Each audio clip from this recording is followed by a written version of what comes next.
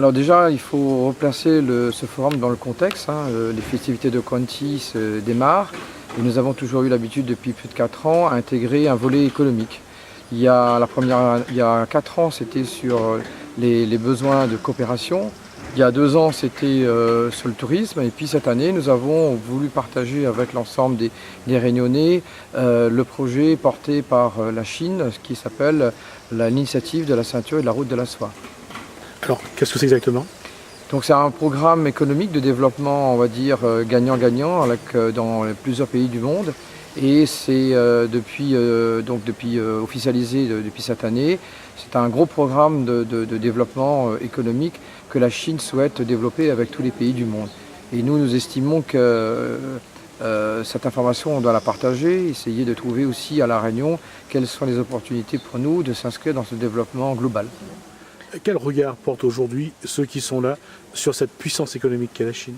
Disons qu'effectivement, ce matin, l'idée avec les interventions, qui étaient plutôt des interventions, on va dire, de cadrage politique, de stratégie, était de montrer, de partager et de mettre tout le monde au même niveau d'information de ce qui se passe. C'est vrai qu'on a tendance à La Réunion de s'isoler, de se dire tout se passe là-haut, autour de nous, mais nous, on n'est pas intéressés. Non, figurez-vous, je pense que nous sommes touchés et nous serons touchés. Il y a des gros développements qui se font avec l'Afrique, avec une nouvelle donne économique, avec une nouvelle, on va dire, une nouvelle organisation économique du monde. Et cet après-midi, c'est pour nous montrer aux gens, et notamment à nos invités chinois, qu'il y a une véritable opportunité pour nous, dans la mesure où nous avons des atouts qui ne sont pas forcément des atouts comme on pourrait imaginer. On n'a pas la place à La Réunion d'accueillir peut-être des usines, d'accueillir un nouveau port, des grandes entreprises, etc.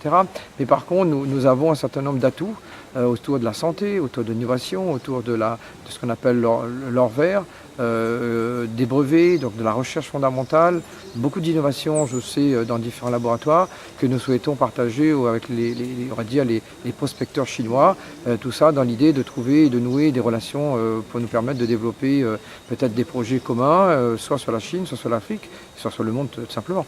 Moi, je pense qu'il faut voir aujourd'hui les investisseurs chinois comme, on va dire, ces initiatives-là, comme une nouvelle opportunité pour l'ensemble des entreprises, qu'elles soient réunionnaises, qu'elles soient françaises.